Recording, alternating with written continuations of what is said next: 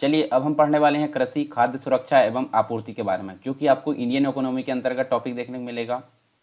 भारतीय भारतीय अगर बात करें, भारतीय कृषि अर्थव्यवस्था की बात करें तो यहाँ पे जो है जो कृषि होती है भारतीय अर्थव्यवस्था की जान, यानी कि एक प्रकार से धड़कन मानी जाती है।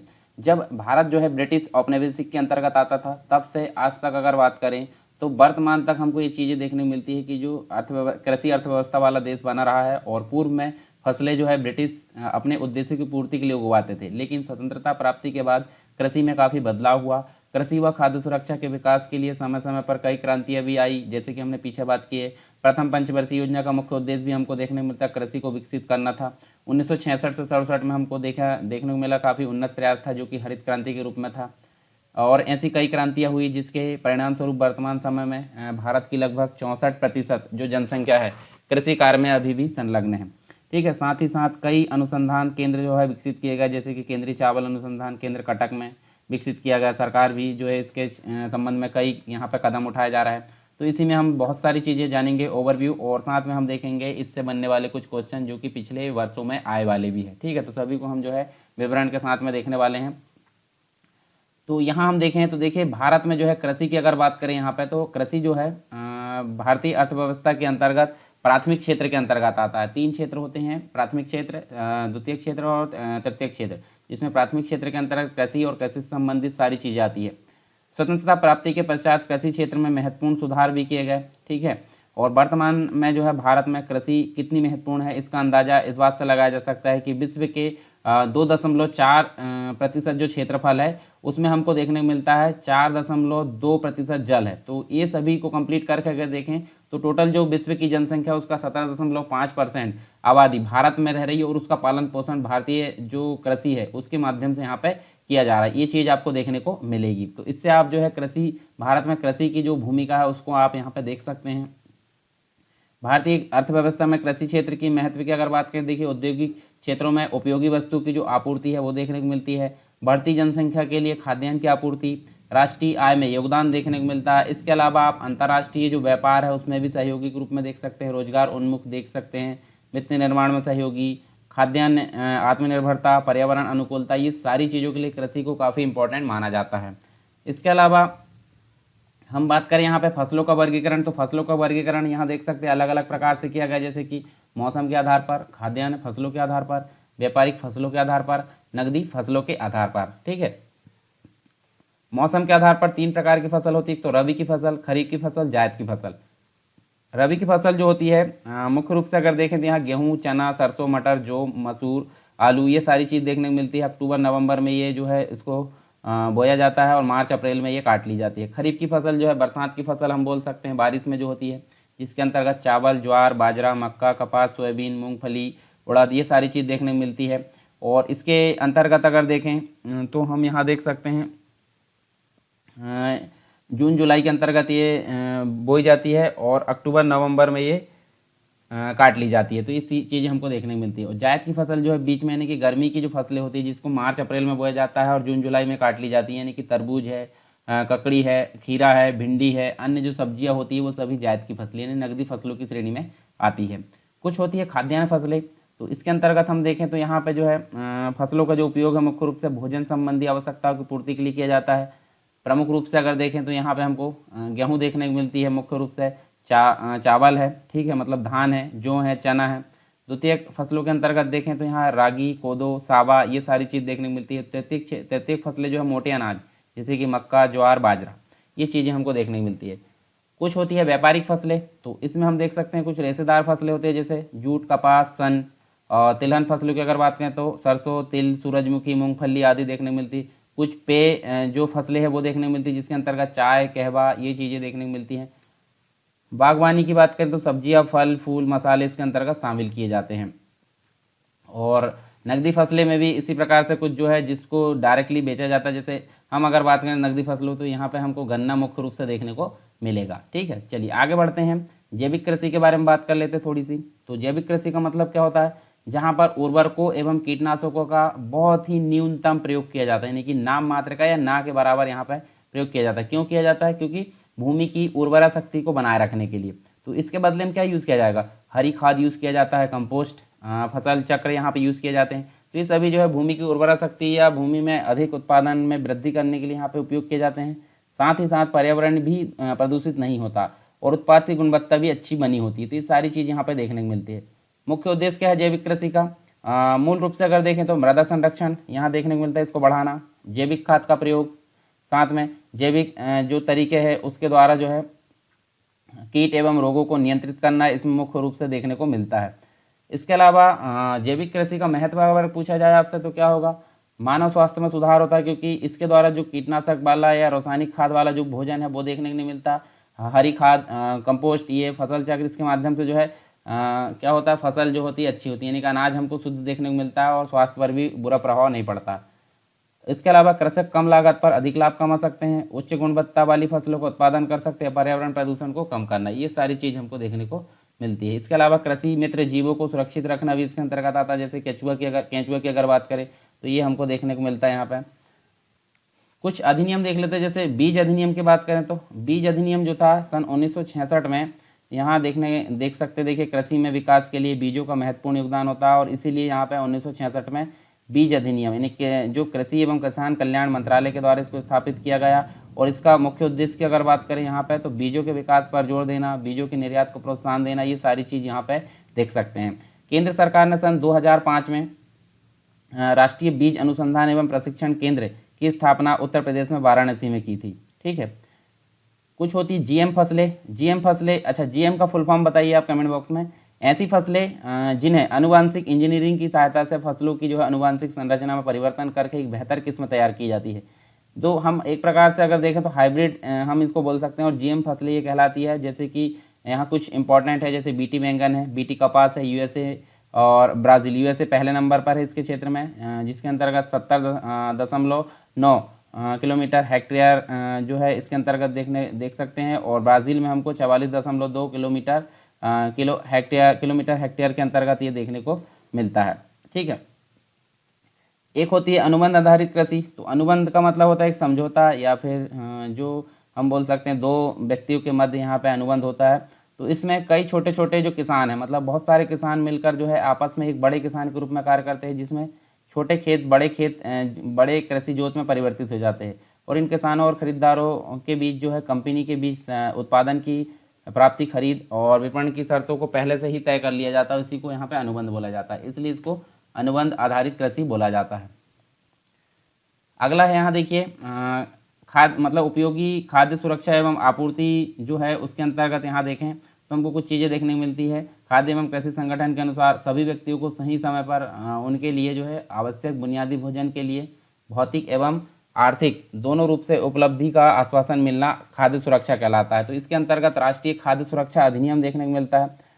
तो ये जो है 10 सितंबर 2013 के अंतर्गत जो है पारित हुआ। इसका मुख्य उद्देश्य क्या है? लोगों को सस्ती दर पर उत्तम खाद्यान्न आपूर्ति, जिससे कि पोषण स्तर यहाँ पे बना रहे और स्वस्थ शरीर के साथ सम्मानित जीवन भी जी सके। ये चीज़ यहाँ पे देख सकते हैं किसके अंतर्गत? राष्ट्रीय खाद्य सुरक्षा अधिनियम के अंतर्गत। तो यहाँ कुछ चीज़ें होती है जैसे कि बफर स्टॉक। ठीक है। बफर स्टॉक का मतलब क्या होता है? जैसे आप देख सकते हैं जो फूड कॉरपोरेशन ऑफ इंडिया है, FCI, एक सरकारी संस्था है जो किसानों से अनाज खरीदती है, फिर विभिन्न स्थानों पर बफर स्टॉक यानी कि स्टॉक कर रखती है। बफर स्टॉक का इस्तेमाल किसी स्थान पर खाद्यान्न की कमी आने पर जो है उपयोग होता है। एक होती है PDS यानी सार्वजनिक वितरण प्रणाली, पब्लिक डिस्ट्रीब्यूशन सिस्टम जिसे बोलते हैं। तो यहाँ देखिए ग्रामीण और साथ में शहरी दोनों, यानी कि ग्रामीण और शहरी क्षेत्र जो है उसके गरीबों को सस्ते दामों पर खाद्यान्न और अन्य आवश्यक चीज़ें उपलब्ध कराई जाती है।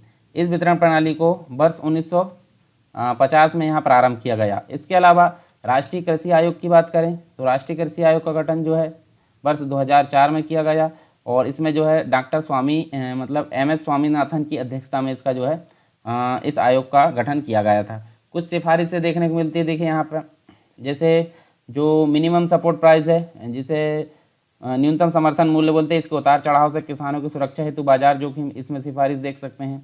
सभी राज्यों में राज्य स्तरीय किसान आयोग का गठन का सुझाव इसमें दिया गया, किसके द्वारा? राष्ट्रीय कृषि आयोग के द्वारा। एक और चीज़ देख सकते हैं, देखिए भारतीय कृषि नीति। तो भारतीय कृषि नीति की अगर बात करें यहाँ देखिए तो स्वतंत्रता प्राप्ति के बाद जो है यह भारत की तीसरी कृषि नीति है।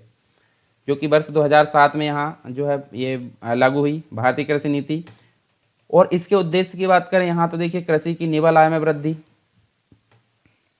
यहाँ, और सेकंड नंबर पर देखें तो समर्थक सेवाओं का विकास, जैसे कि बीज है, सिंचाई है और उर्वरक है। इसके बाद फसल जो है, फसलों में कृषि, पशु, जो मछली होती है, जंगल के संदर्भ में जैव सुरक्षा को सशक्त बनाना, भूमि सुधार एजेंडा के जो बचे हुए भाग को भी पूरा करना, ये सारी चीज़ भारतीय कृषि नीति के अंतर्गत शामिल है।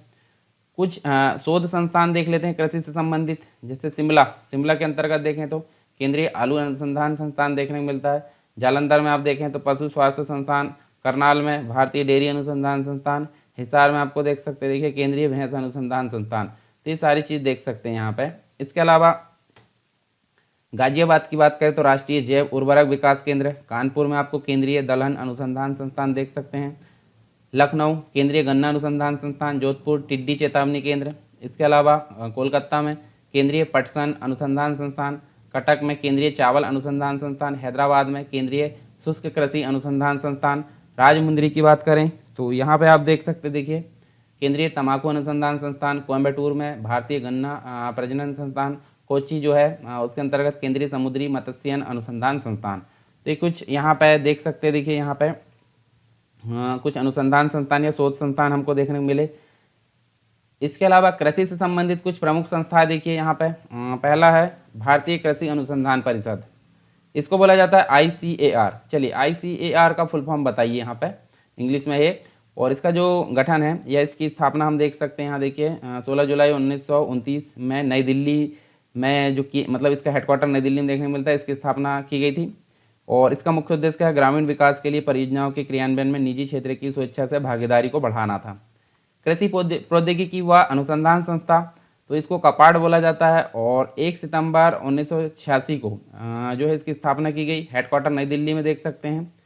और इसका जो इसकी स्थापना मुख्य रूप से कृषि तथा ग्रामीण विकास के लिए ऋण के रूप में वित्त उपलब्ध कराना इसका जो है मुख्य लक्ष्य रखा गया है। नाबार्ड कृषि से रिलेटेड जो बैंक है इसको बोला जाता है नाबार्ड, ठीक है। नाबार्ड का फुल फॉर्म आप बताइए। इसकी स्थापना जो है 12 जुलाई 1982 की गई शिवराम समिति के सिफारिश पर, ठीक है। शिवराम सिंह समिति की सिफारिश पर इसकी स्थापना की गई।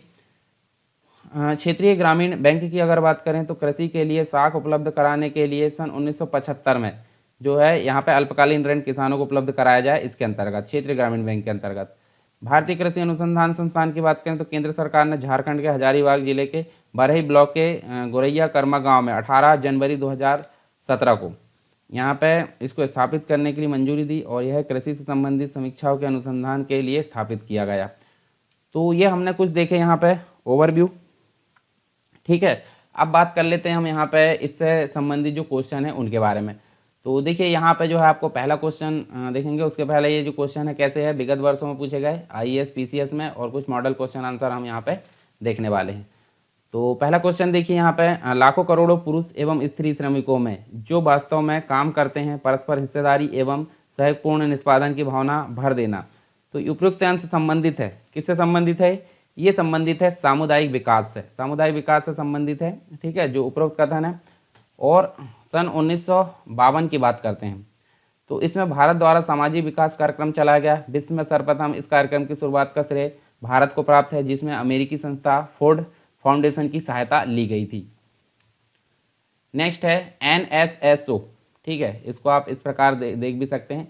NSSO के 70वें चक्र द्वारा संचालित कृषक कुटुंब की स्थिति आकलन सर्वेक्षण के अनुसार निम्नलिखित कथनों पर विचार करना है और सही आंसर का चुनाव करना है। तो 3 दिए हैं, 3 में से आपको सही कथन का चुनाव करना है। राजस्थान में ग्रामीण कुटुंबों में जो है कृषि का प्रतिशत सर्वाधिक है, तो बिल्कुल सही है। देश के कुल कृषि कुटुंबों में जो है 60% से कुछ अधिक OBC के है, तो ये भी सही है।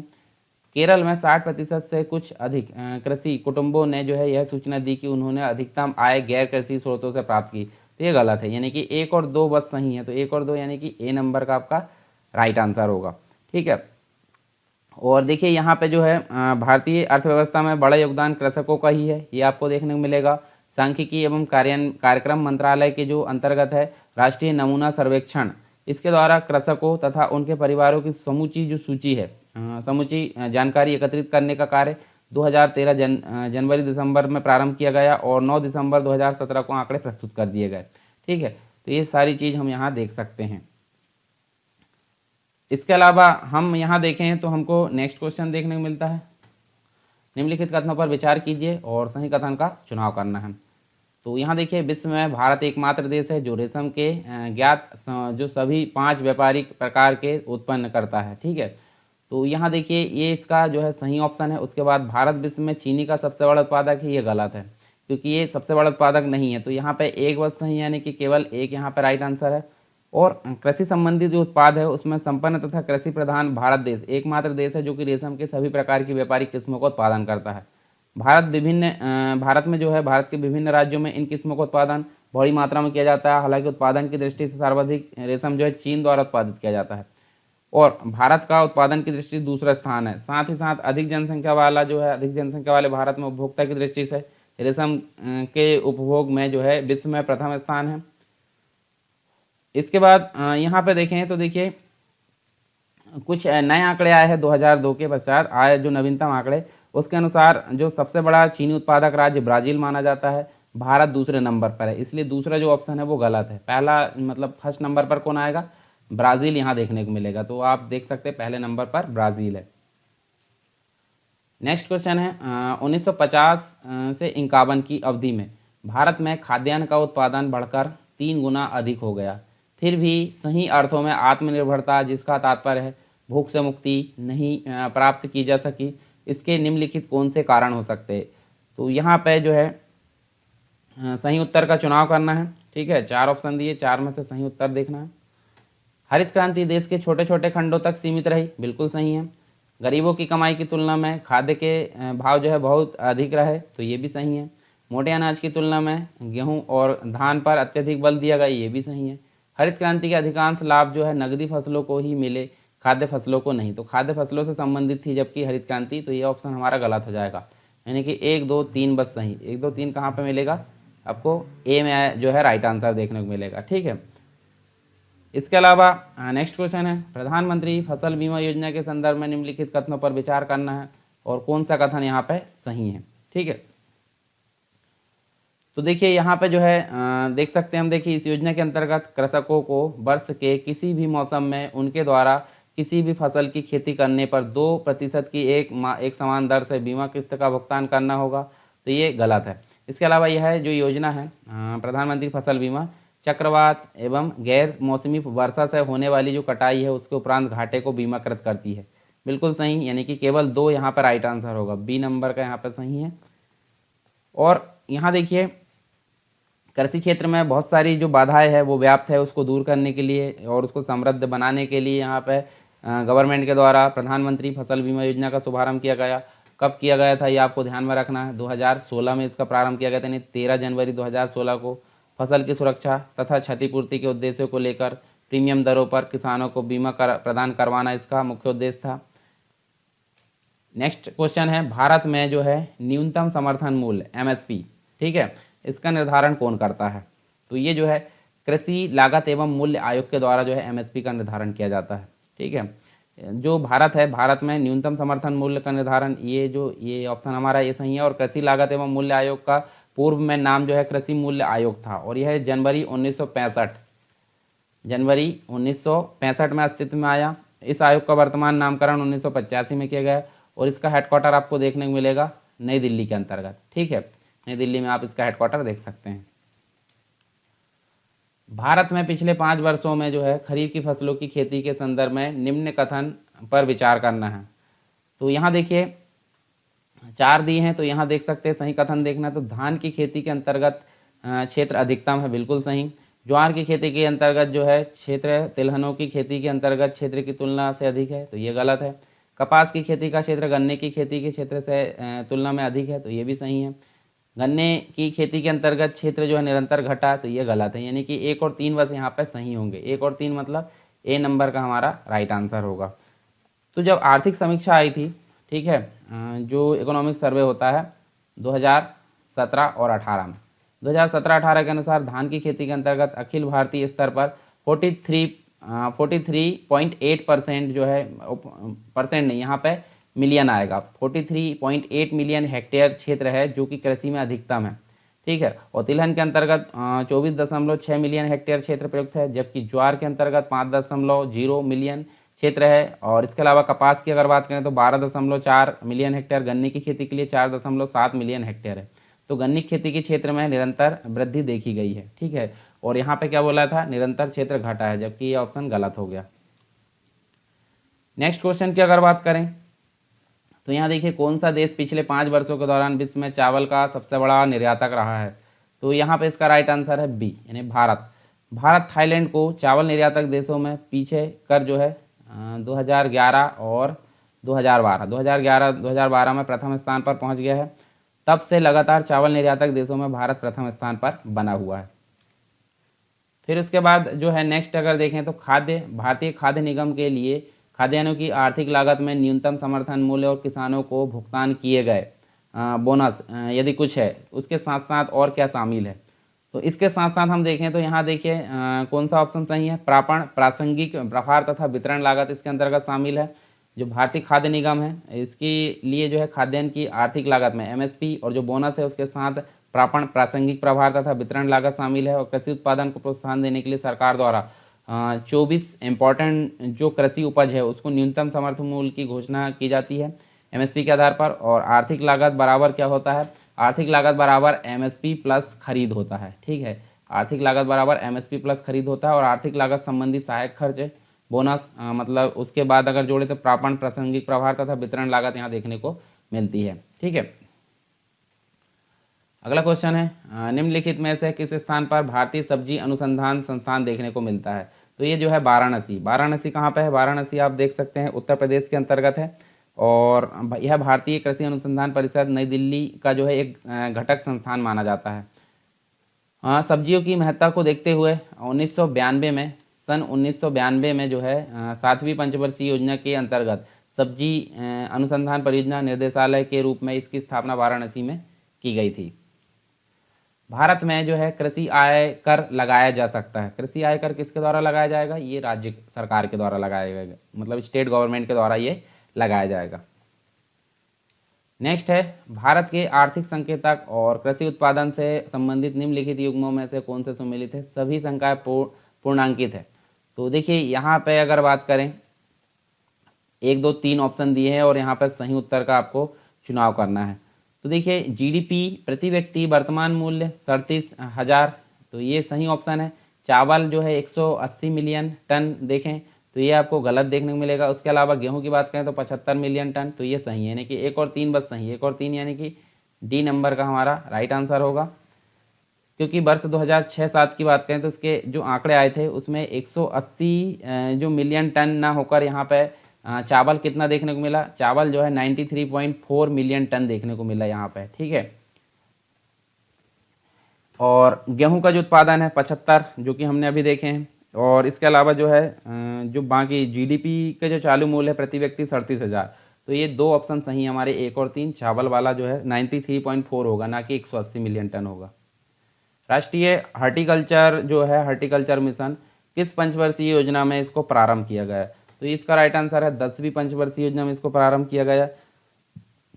और यहाँ बागवानी क्षेत्र के सर्वोत्तम विकास तथा प्रसार के उद्देश्य से केंद्र सरकार द्वारा वर्ष 2005 और 2006 वर्ष में अनुमोदित की गई। और यह कालखंड जो है 10वीं पंचवर्षीय योजना के अंतर्गत आता है, ठीक है। राष्ट्रीय हॉर्टिकल्चर मिशन 2011-12 तक बुआई क्षेत्र को बढ़ाकर 40 लाख हेक्टेयर तक करना तथा उत्पादन बढ़ाकर 300 मिलियन टन तक करना तथा उत्पादन में अत्यधिक प्रसार के लक्ष्य की पूर्ति 2011-12 तक बागवानी वर्ष में घोषित किया गया।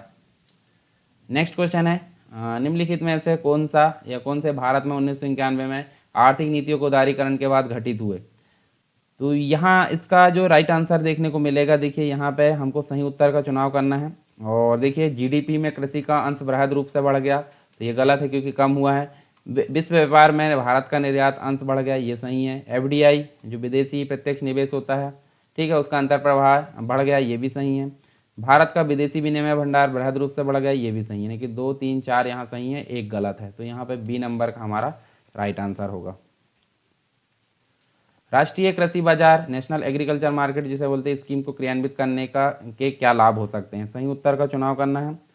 तो देखिए यह जो है कृषि वस्तुओं के लिए भारतीय इलेक्ट्रॉनिक व्यापार पोर्टल है, सही है। यह कृषकों के लिए राष्ट्रव्यापी बाजार सुलभ कराता है जिसमें उनके उत्पाद की गुणवत्ता के अनुरूप कीमत मिलती है। तो 1 और 2 दोनों सही हैं, दोनों सही, यानी कि सी नंबर का हमारा राइट आंसर होगा। भारत में सीमांत जोत आकार है, तो यहाँ पे जो है इसका आकार 1 हेक्टेयर से भी कम देखने को मिलता है। गेहूं की सिंचाई हेतु जो है अति क्रांति अवस्था है, तो अति क्रांति अवस्था की बात करें तो ताज निकलने की अवस्था यहाँ जो है देखने को मिलती है। यदि किसी किसान के पास सिंचाई सुविधा उपलब्ध है तो ताज निकलने की अवस्था गेहूं की सिंचाई हेतु अति क्रांतिक अवस्था में आकी गई है। अन्य अवस्था का जो संबंध है एक से अधिक सिंचाई होने पर क्रांतिक अवस्था के पाने से है, ठीक है। निम्नलिखित में से कौन सा भारत में भूमि सुधार का हिस्सा नहीं है? तो भूमि सुधार का हिस्सा कौन सा नहीं है? देखिए जमींदारी प्रथा का उन्मूलन, सही ये तो है। भूमि जोतों का अधिकतम सीमा निर्धारण, ये भी सही है। काश्तकारी सुधार, ये भी सही है। बहुफसलीय योजना, यहाँ पे इसका जो है काश्तकारी भूमि सुधार का हिस्सा देखने को नहीं मिलेगा। तो देखिए यहाँ बहुफसलीय जो है इसका राइट आंसर होगा। सूरजधारा योजना संबंधित है, तो ये किससे संबंधित है? ये बीज की अदला बदली से संबंधित है। बी नंबर का राइट आंसर होगा। और मध्य प्रदेश सरकार द्वारा चलित यह योजना अनुसूचित जाति एवं जनजाति के लघु कृषकों को दलहन तथा तिलहन हेतु 1 हेक्टेयर तक फसलों की अदला बदली हेतु राशि प्रदान की जाती है ताकि भूमि उर्वरता के साथ साथ छोटे कृषकों की जो जीविका है बाधित न होकर चलायमान रहे। भारत में सबसे अधिक कॉफी उत्पन्न करने वाला राज्य कौन सा है? तो ये जो है यहाँ पे इसका राइट आंसर कर्नाटक है, ठीक है। निम्नलिखित कॉफी उत्पादक देशों को उनके कॉफी उत्पादन यानी 2016 की मात्रा को अवरोही यानी घटते क्रम में व्यवस्थित करें और नीचे दिए गए कोटों का सही उत्तर दे। तो यहाँ पे देख सकते, देखिए सबसे पहले नंबर पर देखें तो जो है घटते क्रम की बात हो रही। घटते क्रम मतलब सबसे बड़ा वाला पहले आएगा, उसके बाद जो उससे छोटा, उससे छोटा, उससे छोटा, यानी ब्राज़ील पहले नंबर पर रहेगा, ठीक है। तो यहाँ जो है 1 नंबर ये हो गया। उसके बाद अगर देखें तो हमको वियतनाम देखने को मिलेगा, 2 नंबर ये हो गया। उसके बाद कोलंबिया देखने को मिलेगा और यहाँ पे ये। तो यहाँ अगर देखें तो सी है, बी है, ठीक है। उसके बाद ए है और डी है। सी बी ए डी कहाँ देखने को मिलेगा? सी में, ठीक है। बी नंबर का हमारा यहाँ पे राइट आंसर होगा। CBAD यहाँ पे इसका राइट आंसर होगा। भारत में श्रमिक बल में प्राय कितने प्रतिशत अपने जीवन यापन के लिए वर्तमान में कृषि पर निर्भर है? तो ये जो है 65% इसका राइट आंसर है। निम्न में से जो है नगदी फसल कौन सी नहीं है? तो नगदी फसल यहाँ पे कौन सी नहीं है? देखिए जूट है, मूंगफली है, गन्ना है, परंतु ज्वार यहाँ पे नगदी फसल नहीं है। तो सी नंबर का हमारा राइट आंसर होगा। भारत में कृषि क्षेत्र जो है श्रम शक्ति के कितने प्रतिशत लोगों के प्रत्यक्ष रोजगार प्रदान करता है? तो ये जो है 8.2%। 8.2% इसका राइट आंसर है। और भारत एक कृषि प्रधान देश है तथा भारत जैसे विकासशील देश की अर्थव्यवस्था कृषि की निर्भरता से चलायमान रहती है। इसके अलावा काली क्रांति संबंधित है। काली क्रांति किससे संबंधित है? ये जो है कच्चा तेल उत्पादन से संबंधित है। सी नंबर का राइट आंसर है। और आप बहुत सारी क्रांति देख सकते हैं, जैसे हरित क्रांति की बात करें तो खाद्यान्न से संबंधित है। नीली क्रांति मत्स्य उत्पादन से संबंधित। इसके अलावा जो है आप देख सकते हैं, देखिए ग्रे क्रांति उर्वरक उत्पादन से संबंधित है। गुलाबी क्रांति देखें तो झींगा और प्याज उत्पादन से संबंधित। नीली क्रांति हमने भी देखें। लाल क्रांति टमाटर मांस उत्पादन से संबंधित। श्वेत क्रांति दुग्ध उत्पादन से संबंधित। पीली क्रांति तिलहन उत्पादन से। काली क्रांति कच्चा तेल उत्पादन, जो कि हमने अभी देखे हैं। फसल बीमा योजना, भारत में फसल बीमा योजना कब शुरू की गई? तो ये जो है वर्ष 1985 में देखने को मिलती है, ठीक है। तो आपदा तथा क्षतिपूर्ति जो है उसके उद्देश्य से भारत सरकार के द्वारा इसकी शुरुआत की गई थी 1 अप्रैल 1985 को। राष्ट्रीय बीमा योजना भारत में किस वर्ष प्रारंभ की गई? तो राष्ट्रीय बीमा योजना यहाँ देखें तो वर्ष 1999-2000 के अंतर्गत इसको शुरू किया गया।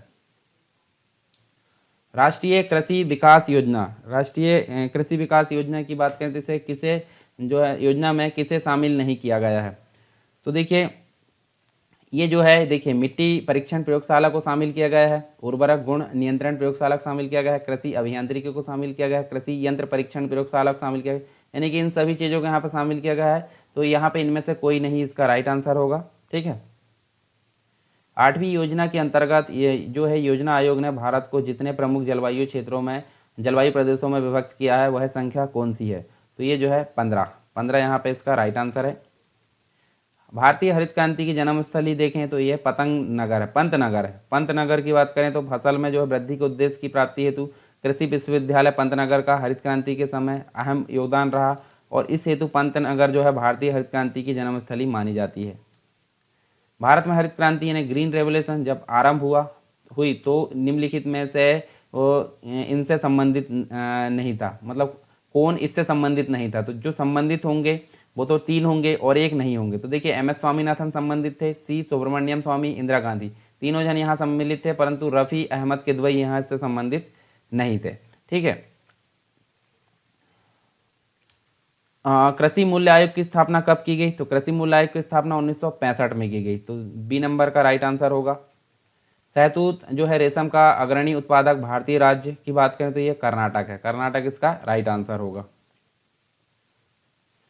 निम्नलिखित पर जो है विचार करना है और यहाँ पे उपयुक्त में से किन में न्यूनतम समर्थन मूल्य की घोषणा आर्थिक मामलों की कैबिनेट समिति ने की? तो यहाँ देखिए हम यहाँ पे अगर देखें तो देखिए सुपारी नहीं है, जो है, ठीक है। इसके बाद कॉफ़ी भी नहीं है, कौन सा है, रागी है, मूंगफली भी है, तिल की अगर बात करें तो यहाँ पे ये भी है, परंतु हल्दी नहीं है।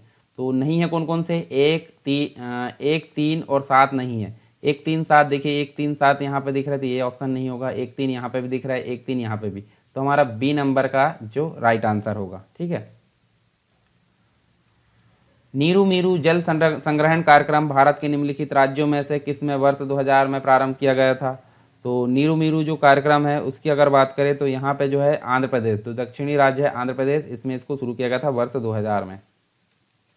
भारत में कौन सा कृषि वित्त का जो है स्रोत नहीं है? कृषि वित्त का स्रोत की अगर बात करें तो इसमें से जो है देखिए यहाँ पे सहकारी समितियाँ नहीं है, व्यापारिक बैंक भी नहीं है, क्षेत्रीय ग्रामीण बैंक नहीं है।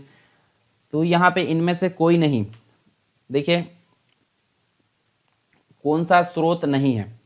तो यहाँ देखिए सहकारी समितियाँ है, ठीक है, व्यापारिक बैंक भी है और क्षेत्रीय ग्रामीण बैंक भी है। तो यहाँ देखिए तीनों ऑप्शन सही है, इसलिए इनमें से कोई नहीं यहाँ पे जो है राइट आंसर होगा, क्योंकि यहाँ कृषि वित्त का स्रोत नहीं है पूछा गया था। है पूछता तो यहाँ तीनों ऑप्शन आते, परंतु उसने नहीं पूछा था। ठीक है। और विकासशील देश जो है भारत हमारा है और कृषि वित्त के स्रोतों को मुख्य रूप से 2 भागों में यहाँ बांटा गया है। पहला तो संस्थागत देखने को मिलता है, दूसरा गैर संस्थागत। तो संस्थागत स्रोत में हमको व्यापारिक बैंक देखने को मिलता है, ठीक है, सहकारी समितियाँ, क्षेत्रीय ग्रामीण बैंक, सरकार आती है। और गैर संस्थागत स्रोतों में हमको महाजन, साहूकार और अन्य जो रिश्तेदार, व्यापारी, जमींदार यहाँ पे आते हैं। कृषि लागत और मूल्य आयोग जो है उसके निम्नलिखित में से कौन कौन से उद्देश्य है? तो सही उत्तर का यहाँ पर चुनाव करना है। और तो यहाँ देखिए कृषि मूल्यों का स्थिरीकरण सही है, कृषकों के लिए सार्थक वास्तविक जो आय है स्तरों का सुनिश्चित करना सही है। ये लोक वितरण पद्धति के माध्यम से उपभोक्ताओं को आवश्यक कृषि खाद्य उचित दरों पर जो है उपलब्ध कराना, साथ ही जो है उनके हितों की रक्षा करना, ये भी सही है। कृषकों के लिए अधिकतम मूल्य का सुनिश्चय करना, ये गलत है। तो चौथा छोड़कर बाकी सब सही है, यानी कि हमारा ए जो है, ए इसका राइट आंसर होगा। इसके अलावा भारत सरकार के कृषि एवं सहकारिता विभाग द्वारा रेन फेड एरिया डेवलपमेंट कार्यक्रम किस वर्ष आरंभ किया गया? तो ये किस वर्ष आरंभ किया गया? वर्ष 2011 और 12 में इसको शुरू किया गया। निम्नलिखित में से कौन सी फसल राष्ट्रीय खाद्य सुरक्षा मिशन में आच्छादित नहीं है? तो ये जो है मोटे अनाज, मोटे अनाज यहाँ पे इसका राइट आंसर होगा। सरकार जो है निम्न में से किसकी घोषणा फसलों की सहायता से करती है? तो ये जो है देखिए इसका राइट आंसर क्या होगा? न्यूनतम समर्थन मूल्य जो हमने अभी पढ़े थे, ठीक है, डी नंबर का यहाँ पे इसका राइट आंसर होगा। इसके बाद है निम्न में से क्या जैविक कृषि का लाभ नहीं है? तो ये जो है जैविक कृषि का लाभ कौन सा नहीं है? रासायनिक उर्वरकों के प्रयोग में यहाँ वृद्धि, इसका जो है राइट आंसर होगा।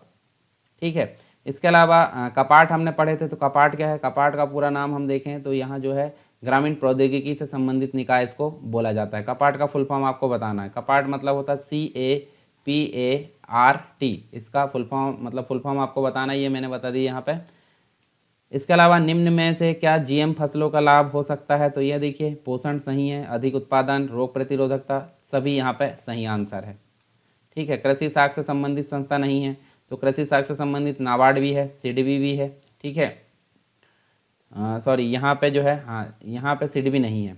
तो देखिए पहले फिर से देख लेते हैं, नाबार्ड है, ठीक है। भूमि विकास बैंक हमने देखे थे क्षेत्रीय ग्रामीण विकास, तो सिडबी यहाँ पे इसका राइट आंसर होगा, क्योंकि ये संस्था उससे संबंधित नहीं है, कृषि शाख से संबंधित। इसके अलावा नेक्स्ट क्वेश्चन अगर देखें तो निम्न में से कौन कृषि तकनीक से संबंधित नहीं है। तो कृषि तकनीक से संबंधित कौन सा नहीं है, देखिए तकनीक में एग्री मार्केट ऐप भी आ जाएगा, इंडिया वेदर भी आ जाएगा, डिजिटल कृषि भी आ जाएगा, परंतु निर्यात मित्र यहाँ पे नहीं आएगा, तो ये इससे संबंधित नहीं है, कृषि से संबंधित।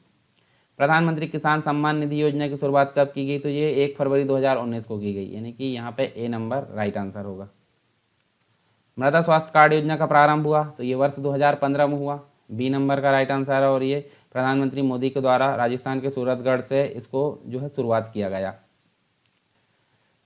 भारत सरकार की जो है मेगा फूड पार्क की अवधारणा किन उद्देश्यों को प्रोत्साहित करती है, तो यहाँ हम देख सकते हैं, देखें तो देखिए उद्यमियों के लिए उद्गामी एवं पारिस्थितिकी के लिए के अनुसार जो है प्रसंस्करण प्रौद्योगिकी उपलब्ध कराना, ये गलत है। उसके बाद खाद्य प्रसंस्करण उद्योग के लिए उच्च किस्म की अवसंरचना सुविधा उपलब्ध कराना, ये सही है।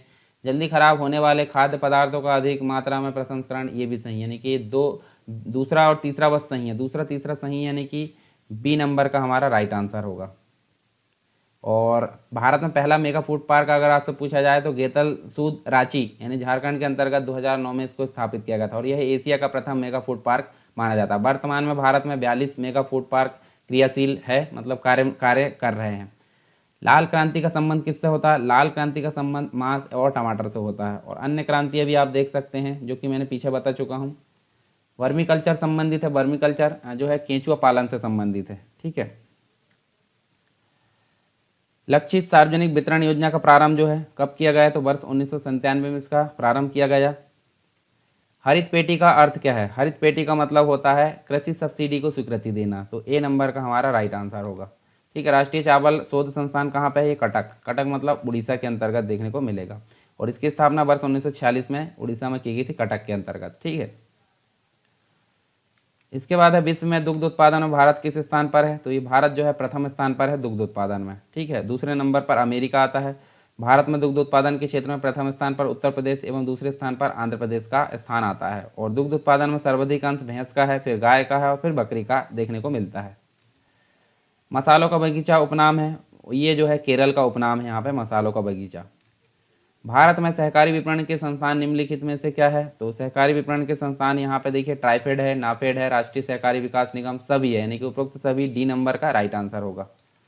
कृषि जोत क्षेत्र जो है संपत्ति को श्रेणियों में बांटा गया है, तो ये देख सकते देखिए यहाँ पे तीन श्रेणियों में इसको बांटा गया है, जैसे आर्थिक जोत है, पारिवारिक जोत है और अनुकूलतम जोत है। कृषि एवं किसान कल्याण मंत्रालय ने कृषि सुधार के लिए जो है कई योजनाएं क्रियान्वित की, निम्न में से कौन सी योजना कृषि एवं किसान कल्याण से संबंधित है, तो यहाँ पे इसका जो राइट आंसर होगा देखिए हम देख सकते हैं मॉडल जो है एग्रीकल्चर लैंड लीजिंग एक्ट 2016 देखने को मिलता है, राष्ट्रीय कृषि मंडी स्कीम 2016, कृषि उपज एवं पशुधन जो विपणन अधिनियम है 2017 देख सकते हैं। इसके अलावा प्रधानमंत्री फसल बीमा योजना, तो ये सभी ऑप्शन हमारे सही हैं, यानी कि डी नंबर का राइट आंसर होगा, ठीक है। इसके अलावा जनवरी 2020 को जो है कृषि नीति के कार्यान्वयन तथा कृषि उत्पादों को प्रोत्साहन हेतु जागरूकता कार्यक्रम का आयोजन किया गया था, तो कहाँ किया गया था, पोर्ट ब्लेयर मतलब अंडमान निकोबार के अंतर्गत देखने को मिलता है। 31 जनवरी 2020 को अंडमान निकोबार की जो राजधानी है पोर्ट ब्लेयर में कृषि नीति के कार्यान्वयन तथा कृषि उत्पादक के निर्यात को प्रोत्साहन देने हेतु जागरूकता कार्यक्रम का आयोजन किया गया था। इसके बाद है 13 दिसंबर 2019 को भारतीय अनुसंधान परिषद एवं नाबार्ड के बीच एक्शन रिसर्च तथा विभिन्न तकनीकों को बेहतर बनाने हेतु नवाचार किसान मॉडल के लिए समझौता ज्ञापन पर हस्ताक्षर हुआ। इस समझौता ज्ञापन के तहत कौन सा तथ्य सही नहीं है, तो सही वाले हमारे 3 होंगे और बाकी एक गलत होगा। तो देखिए यहाँ पे सी नंबर का यहाँ पे सही नहीं, यानी नाबार्ड अपने नेटवर्क के माध्यम से चैनल सहयोगियों तथा ICAR के अधिकारियों को प्रशिक्षण प्रदान करेगा, तो ये गलत है। बाकी सब सही है, यानी कि ए भी सही है, बी भी सही है और डी भी सही है। मतलब क्या है, एक्शन रिसर्च का अर्थ है चुनौतियों के लिए समाधान ढूंढने हेतु किसानों की सक्रिय भागीदारी से शोध करना, सही है। नवाचार किसान मॉडल ICAR द्वारा विकसित किए है, ये भी सही है। ICAR नाबार्ड सहायतित परियोजनाओं का मूल्यांकन करने, जलवायु परिवर्तन संबंधी योजनाओं का DDR तैयार करने, कृषि यंत्रीकरण और कार्यों में जो है अधिकारियों में सहायता प्रदान करेगा, ठीक है। तो ये सारी चीज़ हमको देखने को मिलती है। 14-15 नवंबर 2019 के मध्य कृषि और बागवानी उत्पाद का पर जो है पहली अंतर्राष्ट्रीय क्रेता विक्रेता सम्मेलन का आयोजन कहाँ किया गया, तो ये जो है ईटानगर के अंतर्गत किया गया, ठीक है। तो ईटानगर कहाँ पे, अरुणाचल प्रदेश के अंतर्गत यहाँ पे देख सकते हैं। ठीक है। मई 2019 में मसाला बॉन्ड जारी करने वाला देश का पहला राज्य कौन सा था, तो ये केरल, दक्षिणी राज्य हम देख सकते हैं यहाँ पे। तो इस प्रकार हमने जो है जो बाकी सभी चीज़ें हैं, मतलब ओवरव्यू देखें, कृषि खाद्य जो आपूर्ति है, खाद्य सुरक्षा उससे संबंधित और उससे बनने वाले जो कुछ क्वेश्चन हैं, कुछ पुराने वर्षों में आए वाले क्वेश्चन हमने यहाँ पे देखें। तो ये सारी चीज़ आपको समझ में आ गई होगी। अगर कोई दिक्कत है तो आप मुझे कमेंट बॉक्स में बताइए, और इसके अलावा आप टेलीग्राम चैनल, टेलीग्राम का जो ग्रुप है, डिस्कशन ग्रुप, और साथ ही जो ऐप है उसको भी डाउनलोड कर सकते हैं। तो इन सभी की लिंक आपको डिस्क्रिप्शन बॉक्स में मिल जाएगी।